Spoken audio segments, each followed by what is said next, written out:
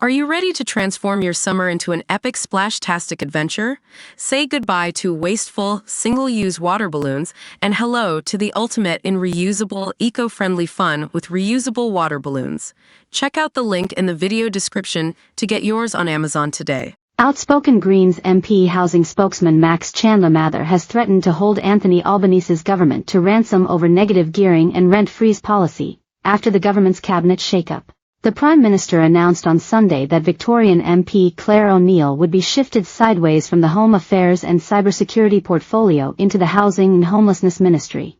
Mr. Albanese defended Ms. O'Neill during a press conference, insisting she was only moved because there was a reshuffle, not over her damaged reputation following her handling of the High Court's decision to release foreign criminals into the community.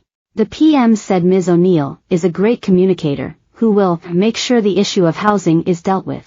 Labour touted a $32 billion plan to build 1.2 million homes by 2029 in the federal budget in May, but has largely been accused of failing to tackle immediate systemic issues that prevent people from entering the housing market. The cabinet shakeup was announced at 2 p.m. on Sunday.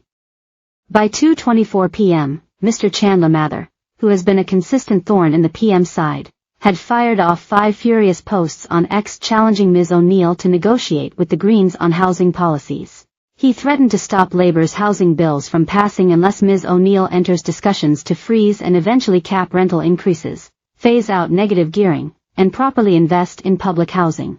Mr. Chandler-Mather wrote, "If Labour wants their housing bills passed, I call on the new Housing Minister, Clare O'Neill, to immediately reopen negotiations with the Greens on rent freeze/caps along with phasing out tax handouts for investors and real investment in public housing."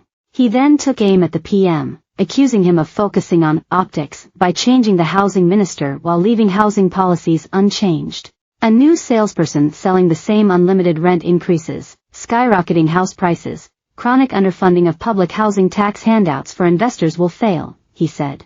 It is typical of a political class focused on optics that the Prime Minister thinks changing their housing minister without changing their failed policies will help anyone. Labour can't keep tinkering around the edges of a housing crisis that is breaking people. Ms. O'Neill did not respond to Mr. Chandler-Mather on Sunday, but she did thank Mr. Albanese for giving her the opportunity to tackle one of the biggest problems that people in my community talk to me about, housing for every Australian.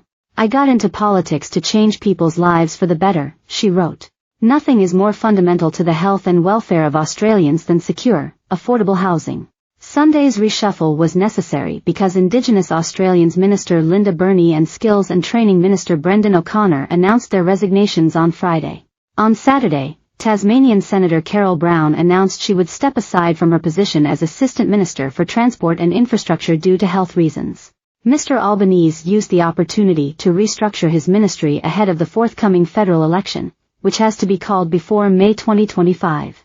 Ms. O'Neill and Immigration Minister Andrew Giles were both moved following months of negative publicity following the High Court's NZYQ ruling last year that led to convicted criminal asylum seekers being released from indefinite detention. Among those released from custody were 7 who had committed murder or attempted murder, and 37 sex offenders, including child sex offenders. Another 72 were convicted of assault and violent offending, including kidnapping and armed robbery. 16 had domestic violence and stalking convictions and 13 committed serious drug offending. High Court rulings are separate from governmental decisions, but Labour bore the brunt of the criticism due to their handling of the fallout. Mr. Giles took over from Mr. O'Connor as Skills and Training Minister. Tony Burke was given Immigration and Multicultural Affairs, Home Affairs, Cybersecurity, and Arts.